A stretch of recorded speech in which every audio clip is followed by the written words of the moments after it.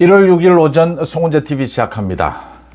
윤석열 대통령에 대한 체포영장 시한이 오늘까지입니다. 그러니까 오늘까지 체포영장을 집행하지 않으면 이 체포영장이 만료가 됩니다. 이걸 공수처가 어떻게 할 것이냐 지금 바짝 긴장하고 있습니다. 모두 마찬가지입니다. 윤석열 대통령 관저 주변 또 공수처도 모두 어제까지 모두 출근을 해서 오늘까지 체포영장이 만료가 되는데 오늘 체포영장 집행을 강행할 것이냐 아니면 다른 방법이 있습니다. 그러니까 체포영장이 만료를 이제 다시 신청을 해서 이 체포영장 기간을 더 늘리는 것입니다. 또 하나는 체포영장은 이제 그만두고 구속영장입니다. 사전 구속영장을 청구하는 방법입니다. 구속영장 청구로 넘어가느냐 지금 이걸 의논 중인데 현재까지 지금 이 시간까지 공수처에서 이 체포영장 오늘 이 만료 마지막 날 체포영장을 집행하겠다라고 하는 구체적인 움직임은 현재까지는 없습니다. 그래서 일단 공수처에서 오늘 체포영장 집행에 나설 것이다 마지막 날 일단은 나서지 못할 것이다 라는 쪽에 무게가 좀 실리고 있습니다. 특히 어제 박종준 경호처장입니다. 경호처장이 직접 나서서 영상을 통해서 자신이 지금 윤 대통령에 대해서 경호를 할 수밖에 없는 이유, 만약 경호를 하지 않으면 그게 직무유기가 될 수가 있다. 지금 이 체포영장이 불법 논란이 일고 있다라는 부분을 강조를 했습니다. 그래서 실질적으로 현직 대통령의 경호처에서 윤 대통령에 대해서 체포영장을 저지하겠다라고 하면 이건 무력 충돌 이외에는 다른 방법은 없습니다. 그러니까 퇴임한 이후의 경호나 이런 것과는 차원이 다릅니다. 또 공수처가 지금은 체포영장 집행의 주체입니다. 이 경찰은 지원하는 것이죠. 이제 이 부분이 언제나 논란이 되는데 경찰이 주체였다면 경찰의 그 경력이 대규모로 동원이 될 수가 있습니다. 그런데 지금은 어쨌든 공수처입니다. 그래서 이 부분에 대해서도 윤 대통령 측이 공수처가 아니고 경찰이 주체로 나서게 되면 이건 불법이다라고 지적을 하고 있기 때문에 굉장히 쉽지 않을 것이다. 공수처로서는 일단 여러 가지 이야기가 나옵니다. 그러니까 체포영장에 대해서 이의 신청을 했습니다. 윤 대통령 측이. 어제 서부지법에서 이 이의 신청도 기각을 했습니다. 논란이 되는 많은 것들에 대해서 같은 서부지법이니까 그러니까 수사권이 공수처에 있느냐 수사권이 공수처에 있다 이렇게 했습니다. 직권남용 수사를 하다가 이제 이게 내란 혐의까지 가는 것이어서 공수처에 있다고 봐야 한다. 그 다음 그 체포영장에 국가 기밀이라든지 이런 사안이 있을 경우에 윤 대통령에 대해서 이 수색영장을 차단할 수 있다. 경호처에서 그 부분을 아예 차단할 수 없다라고 이렇게 체포영장의 한 부분도 잘못된 것이 아니다. 체포영장이 이 불법이 아니다. 적법했다라는 걸로 다시 이의 신청이 기각이 됐습니다. 그렇긴 하지만 어쨌든 윤 대통령 측은 이 체포영장이 불법이다. 그리고 경호처에서 실력 행사에 나서는 만큼 오늘 공수처에서 이 체포영장을 집행하기는 쉽지 않을 것이다. 공수처에서 지금 할 수 있는 방법은 이 수사권을 경찰로 넘겨서 지금 여러 가지 의논이 나오고 있는데 윤 대통령이 어떻게 해서든 어떤 형식이든 조사는 받아야 하니까 이 서면 조사든 제3의 장소에서 조사를 하든 그 조사를 받는 방법을 협의해 볼 수 있다. 라는 것이 있을 수 있고요. 또 하나는 구속영장 발부입니다. 이제 체포영장 이걸 더 연장한다라고 해서 이걸 집행할 수 있을 가능성이 있는 것도 아니고 구속영장으로 넘어가야 하지 않겠느냐. 그러면 구속영장 실질심사가 열리게 될 테고 이 영장 실질심사를 통해서 이 적법성 여부를 따져볼 수 있을 것이다. 공수처가 계속 맡느냐 아니면 이 수사를 경찰이 맡느냐 이 부분 그러니까 내란 혐의에 대한 수사 주체를 어떻게 하는 것이 좋으냐 이 부분에 대한 정리가 필요하다. 공수처는 이번 이걸 계기로 해서 사실은 이 존재 가치가 없어졌다. 그 정도로 공수처는 치명타를 입었다 이렇게 보입니다. 공수처의 이제 체포영장 부분은 이렇고요. 윤 대통령 측은 이제 이걸 완강하게 불법 체포영장이다 막아서고 구속영장에 대해서도 이 법적으로 다투겠다.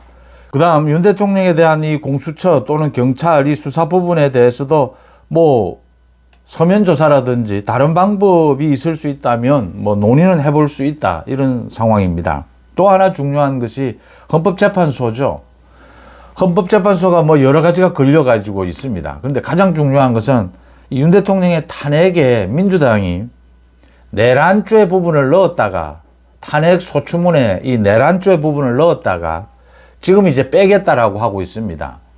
탄핵이 심리를 빨리 하기 위해서, 이재명의 사법 리스크를 덜기 위해서 이 내란죄 부분을 빼겠다. 오늘 헌법재판소가 회의를 갖습니다. 헌법재판관이 8명으로 충원이 됐습니다. 첫 회의입니다. 오늘 회의에서 가장 중요한 게 이 부분입니다. 두 가지입니다. 하나는 이재명 전 민주당이 윤 대통령에 대해서 탄핵을 추진을 하면서 가장 중요한 내용으로 형법상의 내란죄를 저질렀다, 내란 혐의가 있다, 이걸 들었습니다. 그런데 이제 와서 이제 탄핵 심의가 본격적으로 진행이 되니까 이 위헌 부분만, 그러니까 부적절하고 위헌성이 있다, 이 부분만 따지고 또 하나 중대한 축인 이 내란죄 부분은 빼버리자라고 했습니다. 이 부분에 대해서 이제 헌법재판소가 결정을 해야 하는데 어떤 결정을 내릴 것이냐, 이거 뺄 수 없다라고 하는 것입니다. 이걸 빼게 되면 이게 박근혜 전 대통령의 경우와 자꾸 비교를 하는데, 박근혜 전 대통령의 경우는 경우고 이 재판은 워낙 섬세하고 이 자세한 정밀한 내용들, 예민한 내용들이 많습니다. 그래서 언제나 전체를 보고 이렇게 비슷한 경우다 이렇게 퉁치는 것은 맞지 않습니다. 내용을 정밀하게 들여다봐야 합니다. 윤 대통령을 탄핵하겠다라고 하는 주 이유로 내세운 이 내란죄를 민주당 이재명이 그렇게 이 탄핵 소추에서, 이 소추문에서 그렇게 정하고 내란 혐의 이렇게 홍보하고 그걸 통해서 국회에서 표결을 하고 이제 이 헌법재판소에 소추를 하고서 심리가 본격적으로 시작이 되니까 이거 없애버리겠다, 빼버리자, 이건 맞지 않다라고 하는 것입니다. 그래서 국민의힘에서 오늘 지도부도 헌법재판소를 방문해서 항의를 한다. 또 안 될 경우에는 헌법재판소에 쟁의심판 청구를 한다. 이게 위헌성이 있는 것이 아니냐. 지금 정청래를 비롯해서 민주당에서는 이거 빼자, 뭐 의뢰 이렇게 소추문이나 기소장은 바꾸는 것 아니냐라고 하는데 바꿀 수 없다라고 하는 것입니다. 만약 바꾼다라고 해도 이 위헌성 여부를 따질 때에도 이 내란 혐의 부분을 충분히 심의를 해야 된다라고 하는 것입니다. 충분한 시간을 갖고 헌법재판소가 그렇게 결정을 내리지 않으면 이 엄청난 반발에 부딪히게 될 것이다. 이 재판의 내용, 그러니까 헌법재판소의 이 탄핵 심리의 내용뿐만이 아니라 절차, 이 기간입니다. 이 기간을 이렇게 서두르면 안 된다. 헌법재판소가 지금 굉장히 서두르고 있습니다. 대통령에 대한 탄핵 심리에서 서둘러야 한다, 중요하다라는 것은 알겠습니다. 그런데 아예 뭐 재판을 제대로, 심리를 제대로 하지 않겠다, 이런 식이라면 이건 받아들일 수가 없는 것입니다. 헌법재판소에서 오늘 아마 이 입장이 나오게 될 겁니다. 이 부분을 쉽게 이 민주당의 주장에 휘둘릴 수는 없을 것이다 라고 하는 점입니다. 국민의힘은 뭐 어떤 방법으로든 윤석열 대통령 측은 계속해서 문제 제기를 하게 될 것이고, 이 부분에 대해서 또 필요하면 우연 제소도 하게 될 것이다 라고 하는 겁니다.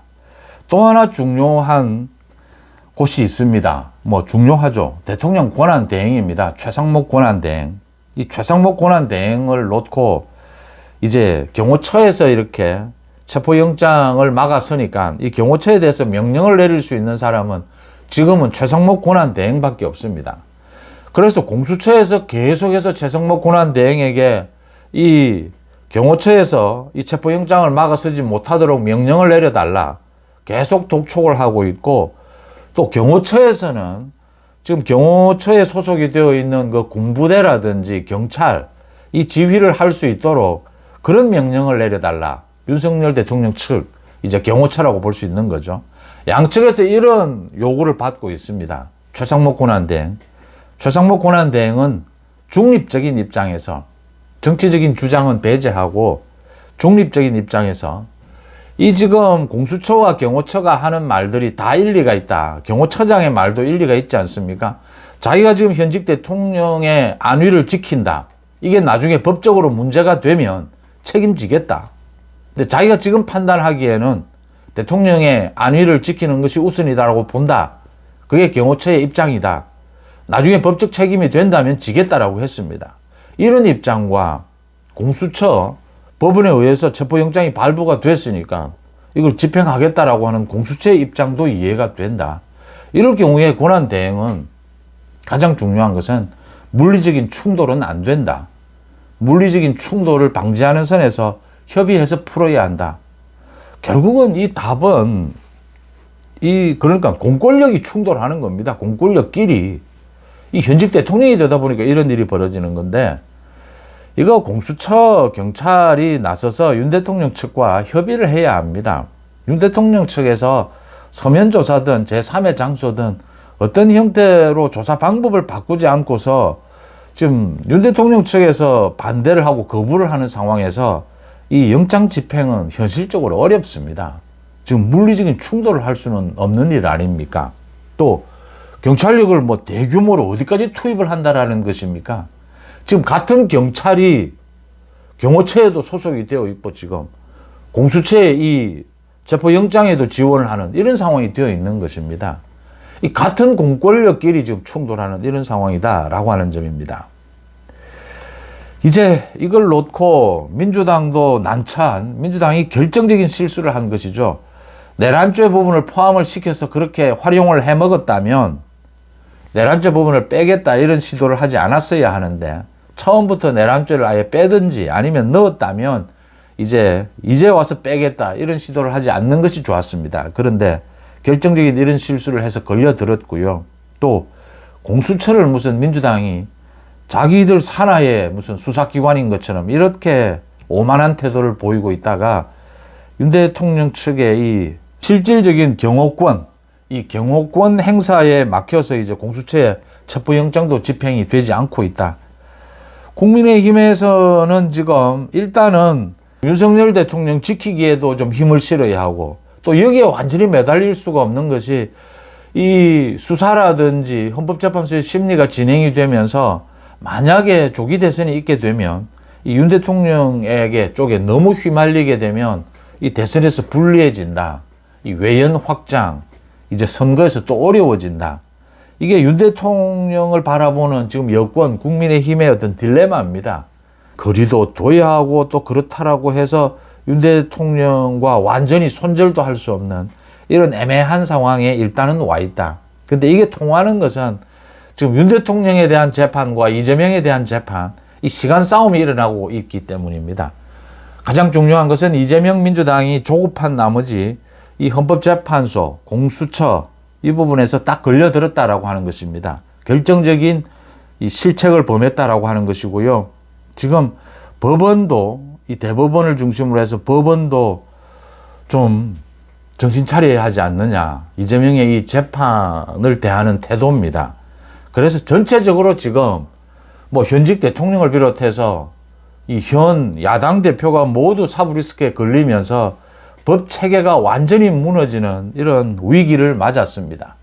이걸 다시 바로 세우는 데는 대통령 권한 대행, 헌법재판소, 대법원, 법원, 또 수사기관들 모두 조금씩 제자리를 찾아가야 한다.